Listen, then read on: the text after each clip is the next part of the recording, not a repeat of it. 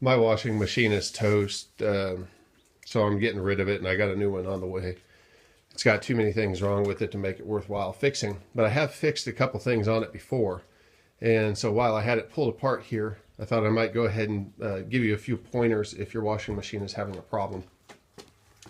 One of the things is that if it won't go into spin cycle and there's standing water in the drum, then it could be that the pump isn't working or the pump is clogged.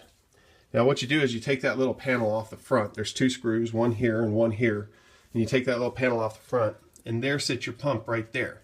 And you can see it's got a hose right here going out of it, and a hose from the drum going into it. Now if there's standing water, there's going to be a lot of water in there. So what you're going to want to do is get a bucket, and you can set it right here. And then there's two screws right here, and I think they're 5/16. One right there, one right there. Get yourself a socket and extension and take those out so that you can maneuver the pump, unplug the pump. And then there's these stupid spring clamps right here. It's going to be kind of hard to get. You're going to need a pair of channel locks to squeeze them and get them off. And then you're going to pull it out here and tip the bucket in there as best you can and take the pump. The water's going to come out of the pump, not out of this hose. There might be a little water coming out of that hose, but most of it's going to come out of the pump because it's going to drain the drum. And you're going to dump as much water as you can into the bucket. And then take the hose back here that's connected to the drum, take that one off, and then you're going to be able to look inside the pump. You're going to be able to feel inside this little boot that's on the hose back here and pull out whatever's in there. I had a chunk of metal that was blocking my pump.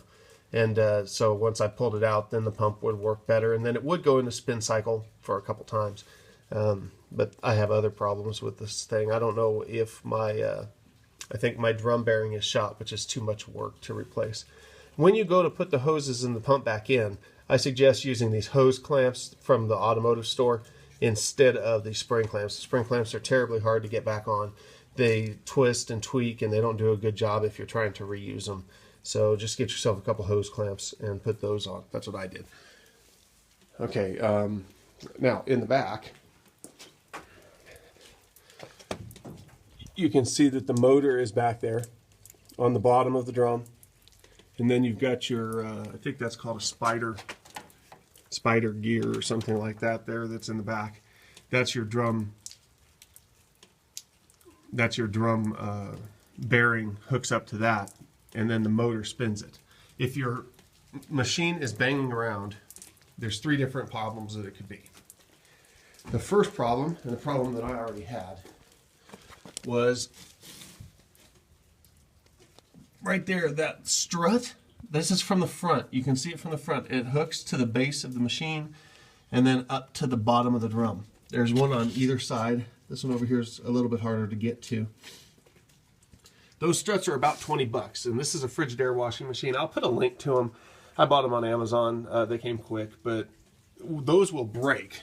If you overload the machine or if they get old, they'll break, and then there's nothing supporting the bottom of the drum, and the drum will just start banging around. Now, while my drum was banging around that first time, it hit my laundry soap dispenser and put a hole in the bottom of it, and then it was leaking water that would splash out up in there. It was leaking water out the bottom, so it seemed like I had a bigger problem than I did.